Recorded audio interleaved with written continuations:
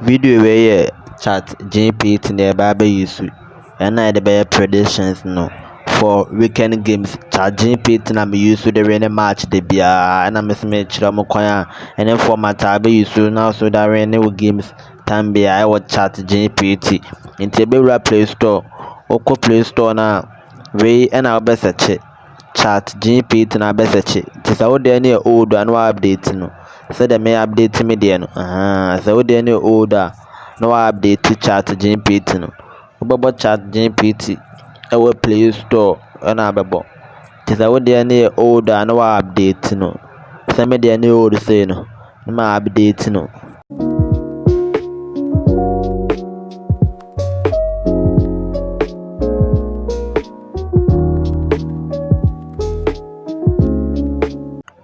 This area ChatGPT na ne search sport bet so they any old and update no me can sport bet and ChatGPT any eba be use e arena games no any me use into sport me dey nya update into me open no me dey nya update say update like me update no to me update ChatGPT no ChatGPT na update via na ye dey use me try format be use now there bashim ChatGPT na format bia na be use metro format be use me the format no me pin format no ato me comment section ase said they also bet my copy format now so use no ChatGPT on me pin me comment no me pin me format no me comment section ase in team sport ni enkohwe and matches I wo me pin me format na to me comment section ase me pin me format no ato me comment section ase now so what me use or they share games no some format na be use either for GPT use different format emfa nti sport ni be say you know ya share matches I wo no ene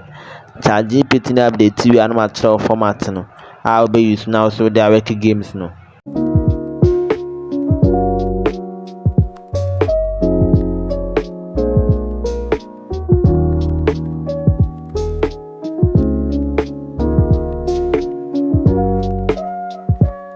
Sport bet no to be scroll down no akobo view more na e down hanum no say view more bi wo grind price winner no view more na e wo no obobo view more no so na ebie ma wa na wa select to today match na ye hwe nti ebo view more na ye dey to today matches today edadali nti ebe to today today we know big matches na we say you use the match ChatGPT na match bia na so use and the matches e go match hot no nyina ye proper match hot 20 bebo ba akoso ATM ne rebetis match no na ye bebo so ATM ne rebetis match no na ye bebo so na isi an ye ba use for predictions no and the match ChatGPT no isi ano yanko se ChatGPT na wi a enyanwi ye story nti yanko na me ngo kire format be use na all that use for ChatGPT no kire format no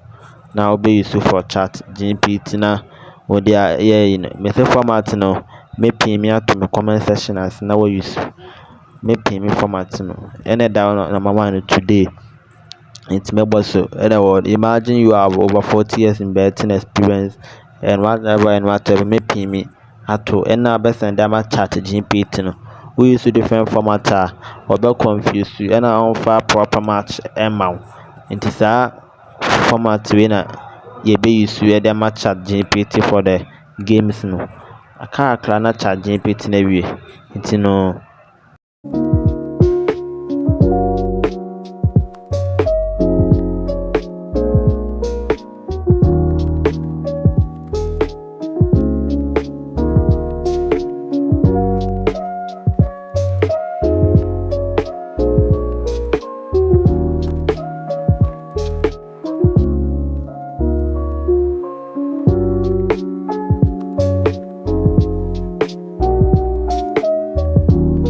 ChatGPT na awie